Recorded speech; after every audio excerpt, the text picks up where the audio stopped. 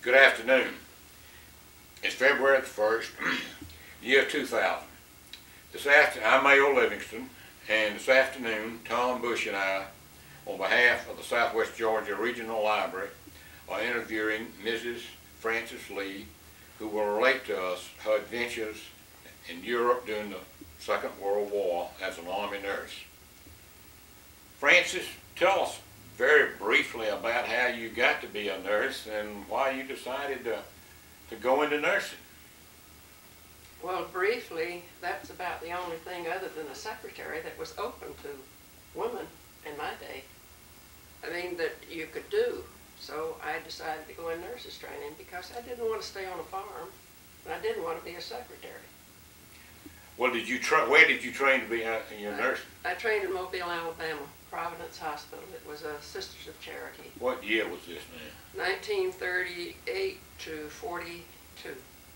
Then in 42, the war was on, and you joined you went in the nursing corps, or Yes, I joined the Army Nurse Corps, beginning of 43. Well, then, did you train as a ward nurse, or did you go in? I believe you spent the whole time as a surgical nurse. I did during the war, but I didn't train that way. I just had general nursing training, and then went in the Army. And then you went in the Army. And I was assigned to a surgical. Well, it was a hospital in Miami Beach, Air Force Hospital, but I was assigned surgery. When did you go overseas? I went over on April 2nd, I believe, of 1944.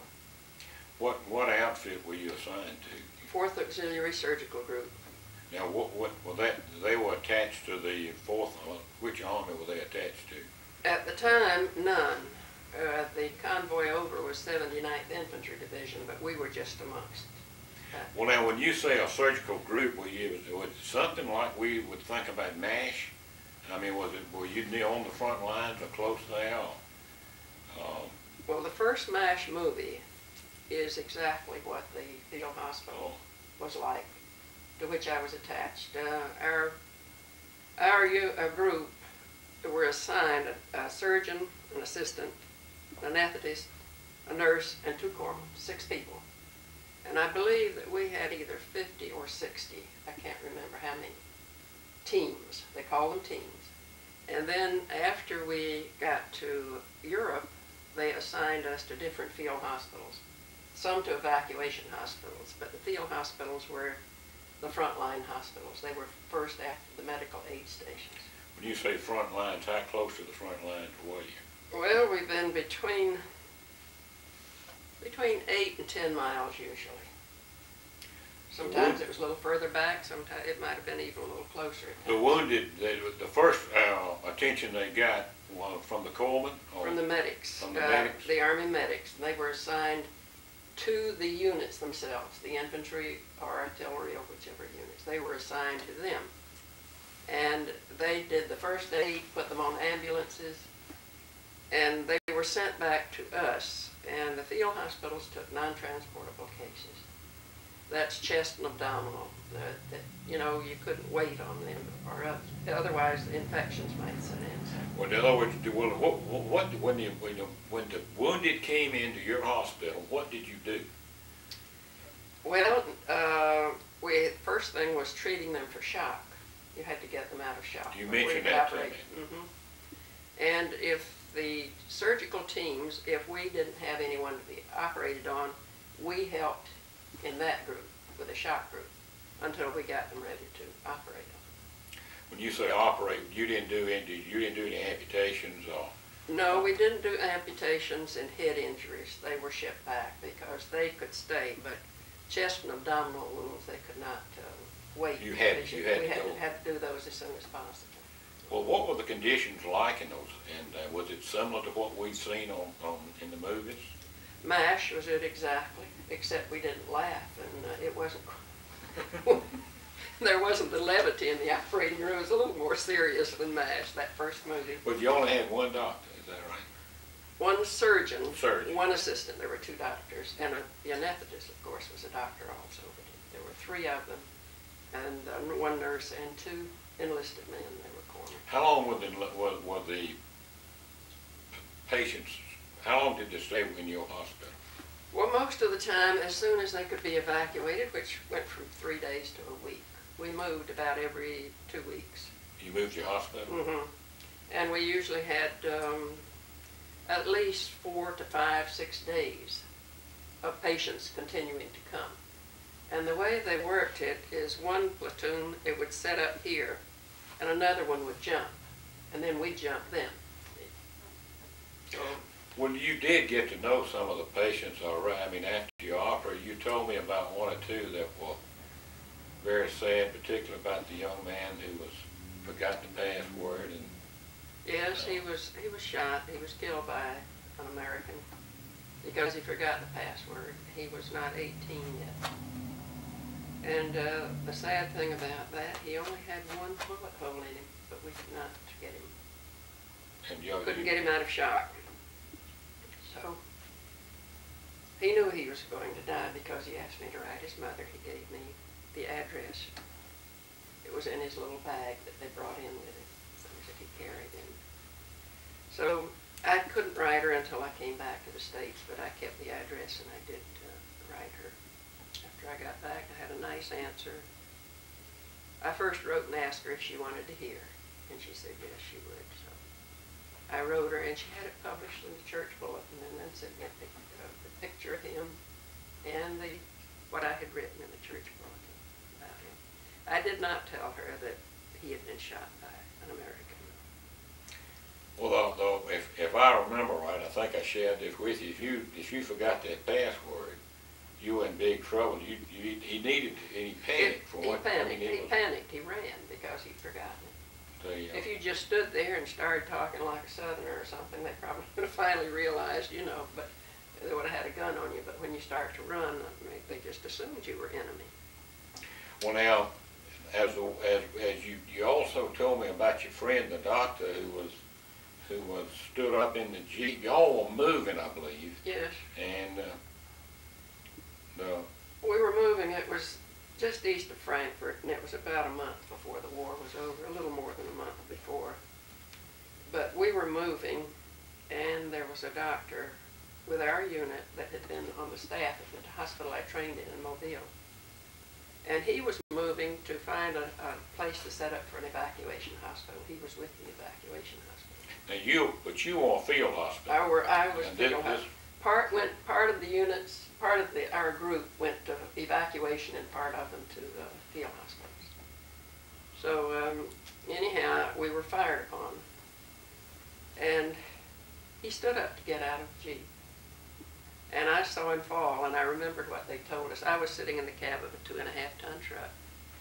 I saw him, he was hit right in front of me, so I just rolled out of the 2.5-ton into the ditch.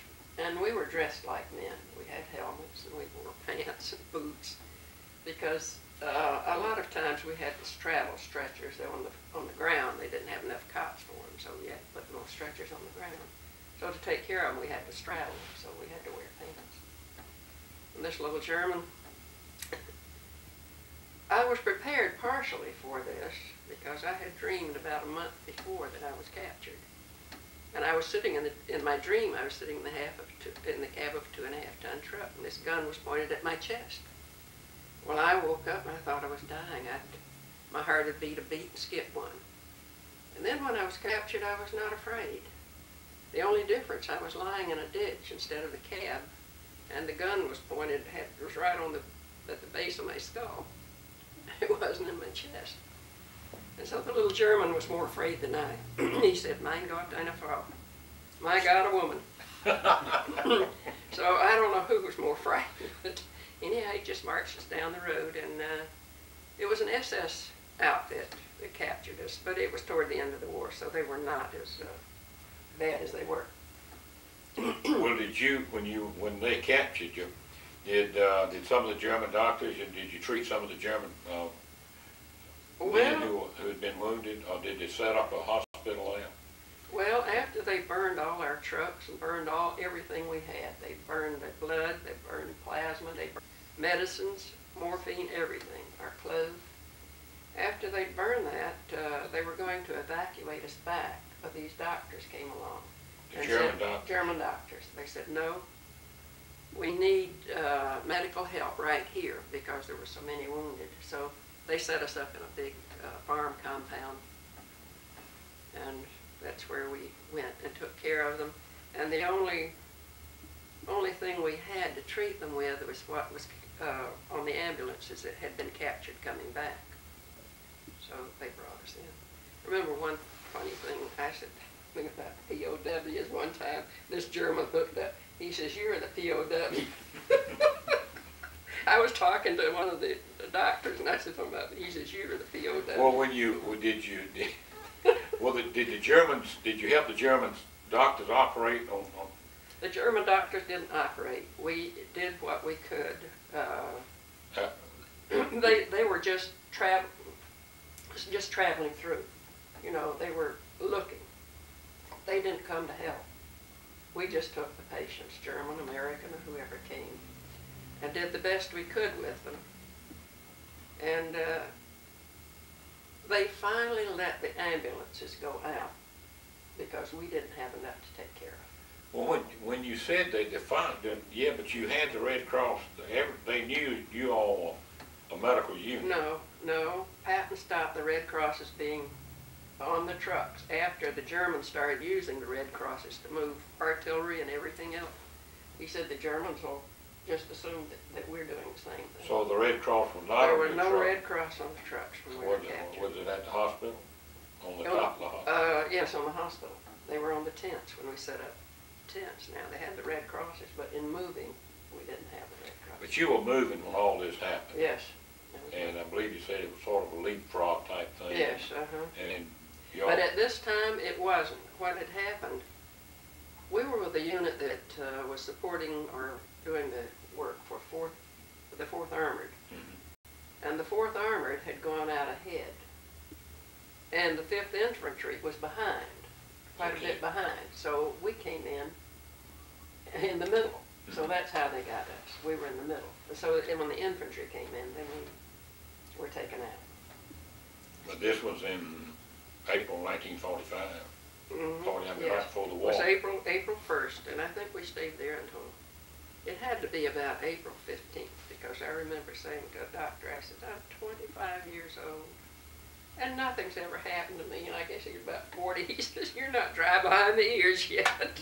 And here I thought I really was getting along in age. Well, did any of the nurses get hurt? None that I knew of. I heard 1 or 2 were killed, but I didn't know them. No one in our outfit was hurt. Going back a little bit, we jumped over that, and the fall of 1944 and all that. You were over there at that time. Is that you went over in the? I went over in the spring of '44. Yes. And then you went to France. Went later, the invasion was in June. Went to France. I think it was around the 26th. I'm not sure. Of June after. Of June after. Did you have any casualties? But you moved on into St. Louis. We went on in. We waded in. We had all we had with us was that pack you carried on your back with a blanket strapped over it, and we slept on the beach the first night. And then some trucks moved us inland to it was enclosed with the hedgerows like they have in France. And somewhere along the way, I don't remember exactly, but our tents and all of our equipment caught up with us. But was that after St. Louis, after they broke out and moved on out into France? No, that was before. Oh, that was because I watched them bomb St. Louis. I thought the Americans were bombing Germans. I saw we were less than 5 miles because you could see the planes just turn around and come back. The casualties had begun to come back. Mm-hmm.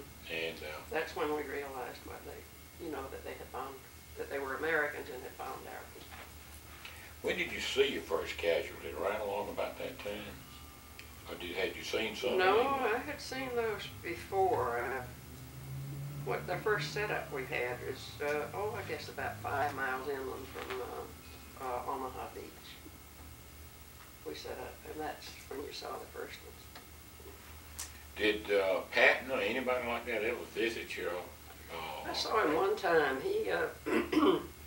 He had the hospital unit come to a a party like he threw. I mean, it was one of those times, the lull in the fighting, and he wanted to meet some of the troops. And honest to God, as I remember him, he looks like George C. Scott. He reminded me of him very much. But he had the coldest blue eyes. They were bright blue, but they were not warm. That's what I've heard about him. I worked for his son in Germany. I was his adjutant, and he looked exactly like him. He carried pearl handle pistols, Yeah. and he tried to act like him. Well, I tell you, I don't believe anyone in Third Army was ever ashamed of being in Third Army. Now, I know. Were you in the Third Army now? I was Third Army. It was Third Army. It was Third Army. I was in Third Army. Well, moving on across France, of course, I mean, the big, in the December of '44, was the Bulge. Mm-hmm. Well, now, the Third Army was south of, you were not in the Bulge when it, When it started, no, we were down in Alsace-Lorraine. yeah.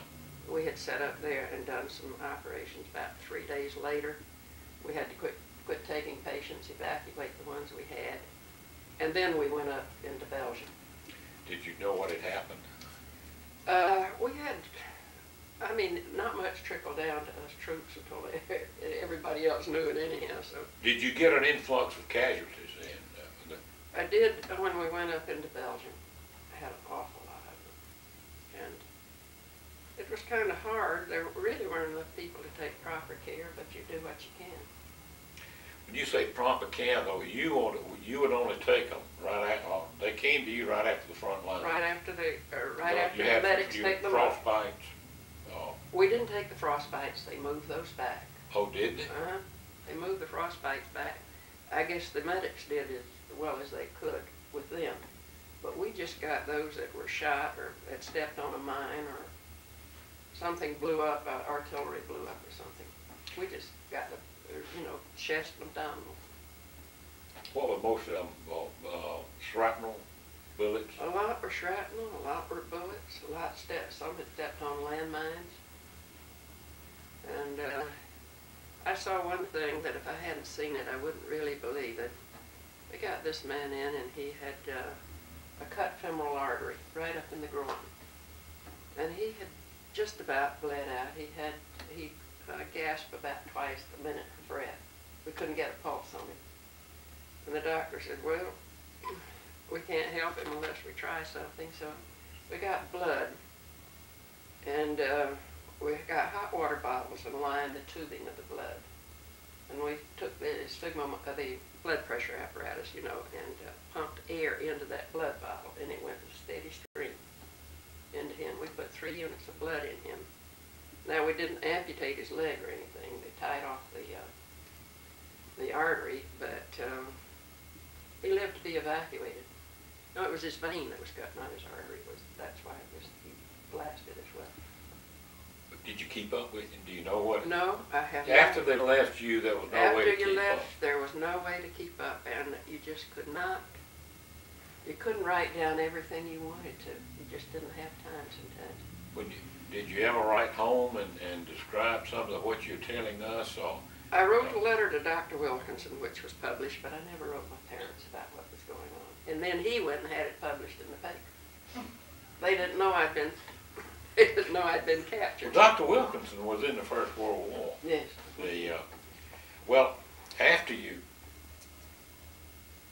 Bastogne, the Third Army went on into Belgium from the south. Yes. And you all relieved, the Third Army relieved Bastogne.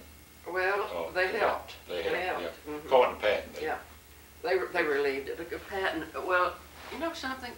The troops, I think, really did fight for Patton. I think they were. I know he slapped a soldier. Which how did you feel about that? I mean, you went up, but he went into a place where a lot of soldiers were convalescing. A lot of those were battle fatigue. Now, some of them, they call it battle fatigue.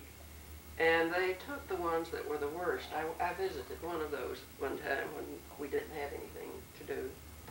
And they had the patients on stretchers, down on the ground. And they gave a slow drip of sodium pentothal, enough to keep them knocked out. And they did it for about 3 or 4 days. And when they came around, they were over it. They just kept that very, very light dose, just enough to keep them out. So But this would bring them around. They'd get over the shock. they get over the battle shock. Right? shock. Most of them did. Very few had to be evacuated. But this soldier was probably at the breaking point, and so was Patton. Yeah. Now this is what, why is he supposed to be so much better than the soldier? He had the responsibility for the whole lot, you know? And I would not want that kind of responsibility. No. Now, I wouldn't have it. Some people can take it, but I wouldn't. Well, I think we all learned that happened early in the war in Sicily. Mm-hmm. But by the time, I think he became almost legendary when he went into northern France with the Third Army.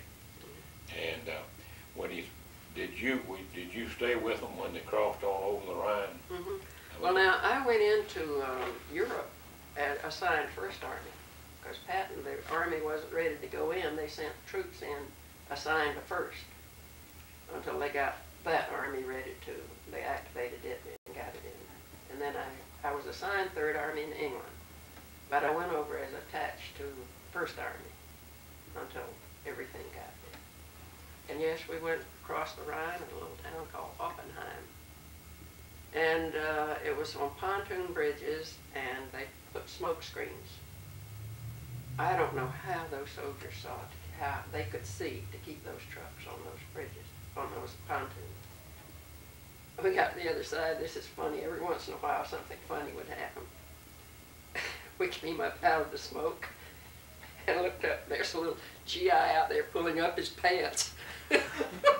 so he saw lipstick and he just stood there at his pants.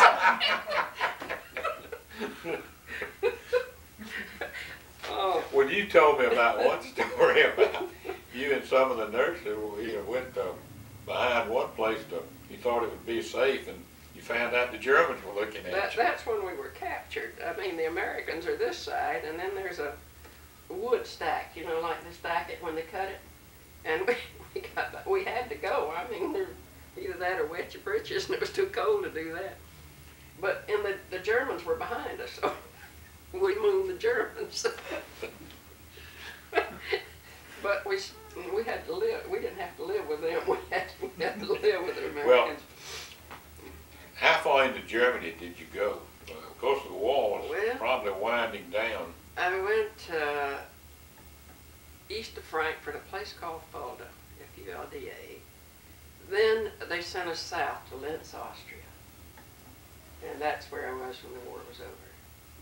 That was Just inside Austria. In other words, you had, by April, they had caught up with you. It was, the war was winding down, and there wasn't an awful lot of resistance anymore. So, I guess that's why they didn't kill us, because it was an SS division that had infiltrated in. So they held our infantry off a long time. I thought it was a couple of days. But I wrote afterwards, and I asked the Department of Records how long I was held, because somebody asked me, and I thought it was a couple of days. It was 2 weeks, they said. And do you know now they cannot find any record of that anywhere? Because so many of the records were destroyed, they were burned. In St. Louis? In St. Louis. So they have no record of that. They lost millions of records with no copies at all. I mean, just gone. And this, I wrote, and they asked me to send information. I sent copies of the letter that I put in requesting repayment for things I lost when I was captured. I never heard any more from them. I sent a copy of that, and I've not heard from them. It's been 3 years ago. So, I don't know. I sent it to the man that I had written to me, so I don't know, maybe he'd been transferred and somebody just didn't bother to. What was the feeling in May when you all got the word the war was over? I mean, did you expect it? Well, we knew that when you Did you get have a to party or? I didn't have, the first hard liquor I ever had in my life. They moved us up from Linz. This was after the war was over, and they set us up in tents in this field near Regensburg. And we only had cots. We didn't have our bedrolls, which were our mattresses. You know, our clothes were our mattress. And so I was lying on this cot because it had been raining. The ground was wet and it was cold on the ground. So I was lying on this cot and I couldn't go to sleep. I was cold. So I reached over. We got liquor rations and I didn't drink. I used to give mine to the enlisted men. I said, just don't get me in trouble. Because I didn't think it was fair that they didn't get anything, you know. So I'd give it to them. So I reached over. I got the liquor ration that day. It was the day we moved in. The liquor ration was waiting there. So I reached over for my canteen because you didn't have a light, you know. And my hand lighted on some kind of, I don't know what it was till this day, a liquor bottle. But I unscrewed the cap off that thing. I had about 3 swigs. I woke up so warm. Was that when the war, about the time the war That was ended? after. That was after it was over. Yes, they'd moved us again. It was after the war was over. Well, after the war was over, did they send you back to England?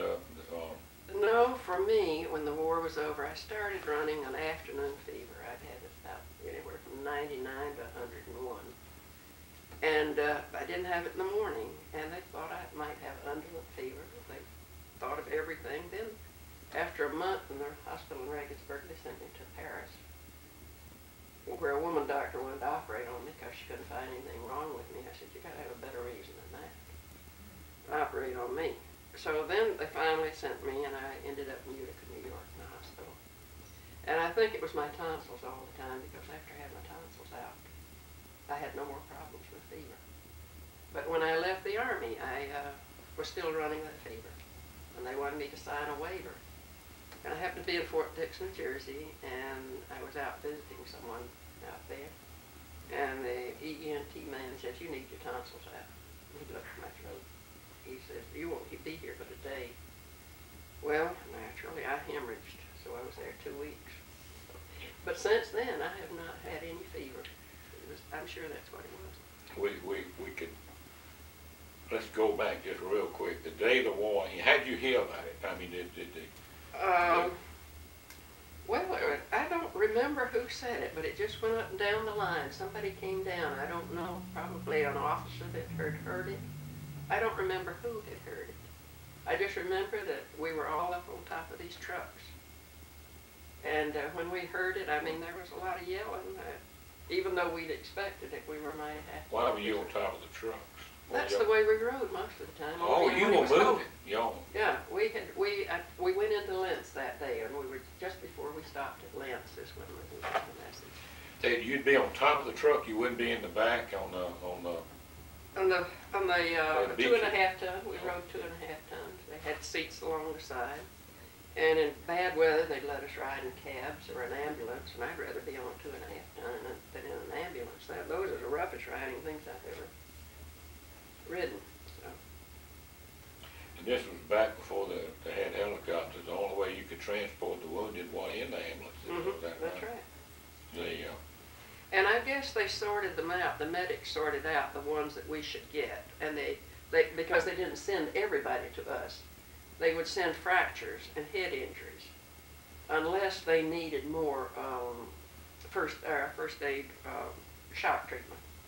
If they were in such a condition that they needed more plasma, more morphine, or anything we could treat them for shock. yeah, but the medics could give them some morphine. They could give them some morphine, and I think they had plasma. I'm not sure. I know they did on the ambulances. But if they didn't get them out of shock, they brought them to us. Most of your fractures and head injuries, they were not in shock. They might be unconscious, but they were not in shock. What was probably, do you have anything that you thought about it 1,000 times, it was the most memorable event? It was, you've done things, you just said you were 25 years old. For instance, you had lived a whole lot of living up to then. And that's why we're here this afternoon. And I just wondered if it was anything, and because we've asked that question to other people before it went off, jumped off of an aircraft carrier or something. You've told me about you losing your friend and about the young man dying. But you did see a lot of death. You saw, Yes, I but did. you saw a lot of them leave there. That So probably I would believe- not have left if it hadn't been That's right. for Francis Allen from Decatur, Kansas. Well, most of the time we got them through surgery, and most of the time they survived surgery. Once in a while they die on the table, like I told you this little kid did. But most of the time we got them through surgery. And if we could have gotten him out of shock, he probably would have lived. But we saw that he would not live without it, and a slim chance that he'd live with surgery. Now, when shock, you mentioned that to me 2 or 3 times the other day. When a boy is hit, or anybody's hit, the first thing is that if he goes into shock, that means the blood pressure is low. Your blood pressure drops out. You have to get that back, and your vital signs, your pulse, your respirations, and your blood pressure, your vital signs have to come back to somewhere near normal. And you couldn't operate. You can't always, if you do, you'll kill them. If you think you've got a chance of getting them out, but this kid, we had been at it long enough and done everything we knew. And if you didn't operate on him, the infection would set up, and back then, you didn't really have the antibiotics you have now. You had sulfur. We put sulfur in the abdomen after a lot of them, you know. Penicillin? Mm. Did you? I don't remember. I guess we did have penicillin, I guess. You know, some of the things have just escaped my mind. But you did have plasma, and did you have plasma and whole blood? Yes. The The plasma was the main thing in getting it stabilized, you know, the blood pressure stabilized, is to get the plasma in them first. That's what the medics had on the ambulances. when he came in, the kids would see the nurses. They'd see the nurses before they see the doctor. They unloaded them, and doctors and nurses. We had doctors and nurses in the shock ward where we treated them for shock. And they just unload. They'd have 4 and 5 in an ambulance, as many as they could put in, you know. And they just bring them in, and we had cots for a certain number, but if there were too many, then they just left them on the stretchers. Who decided what to do? That'd be the doctor, but a lot of times you couldn't get to a doctor. It'd be Lieutenant Allen going to make a decision. Mm-hmm.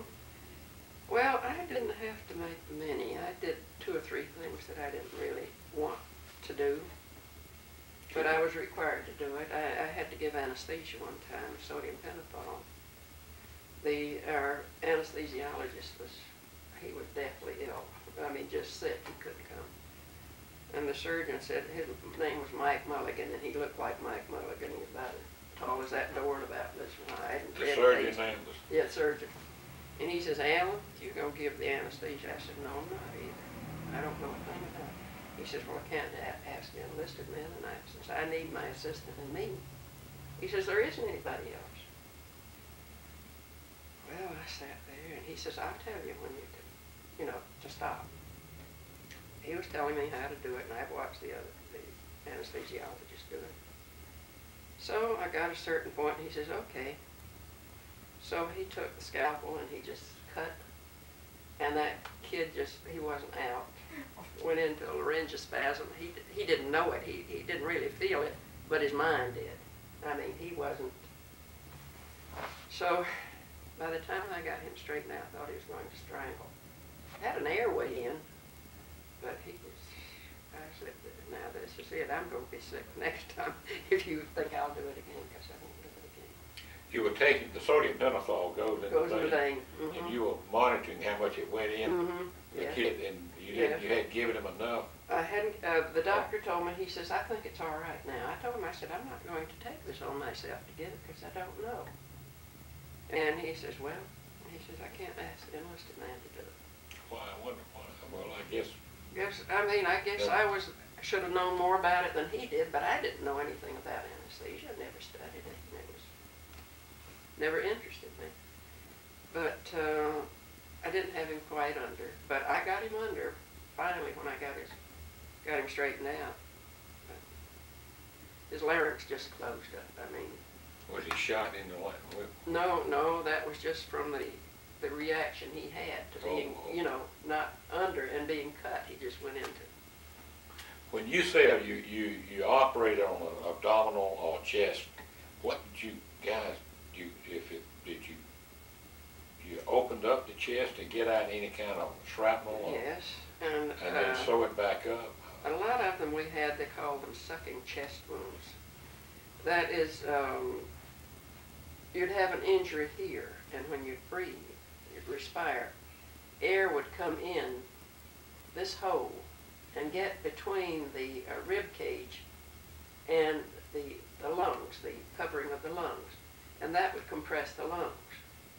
So you'd have to do those, and you'd also have to do what they call pneumothorax. You had to put a needle in to a big cannula in to release the air that was.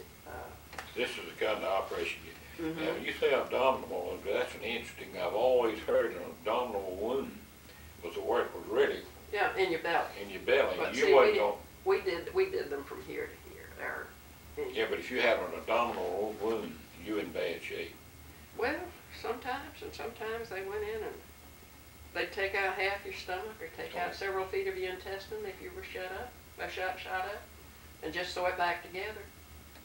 And Because I'm going back to the Civil War, and back then they didn't operate like that.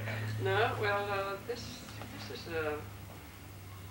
well, they took out whatever was necessary. If the bullet was still in there, they got that out. They stopped any bleeding because you'd have to go in and stop bleeding. Where did the patient go after he left you? Most of them were evacuated back to England. Some, if they weren't too well, they went to the nearest evacuation hospital until they got better. And then they shipped them back until they recuperated. In other words, the war was over. Mm-hmm. And they'd go to general hospitals, and the general hospitals, I think the first one was in Paris, so it was after Paris was taken. And they took everything then. But in the beginning, they shipped them back to England. And then you shipped them back home. Back home. Yeah, the ones that were injured so badly they couldn't go back to duty. A lot of them were kept and sent back to duty. Already? Mm-hmm. Wow. It was rough. I told you the other day that you could understand why a lot of the men came back and the family split up, because you grow up in a big hurry when you see that, when you see war. The man grew up and came back to his wife who hadn't changed. And it makes a lot of difference. Did you feel like you reached another level of maturity? You wasn't 25 years old. I went over there. I was 23. No, I was just 24 when I went. You stayed 2 years. That'd be. Wait, let's see. I went in I went to Europe in '44. I was only 22 years old, 23 years old when I went, because I was in nurses training until I was 21, and then I went in the Army. I was 21 when I went in the Army, so I was 22, 23. Francis, this has been wonderful. This absolutely has been something that later on somebody is going to pull that tape out of the library, and they're going to see the story of Francis Allen Lee, and it's going to be absolutely magnificent. And we appreciate you sharing with us this afternoon. That concludes our interview. Well, he's finished, sorry.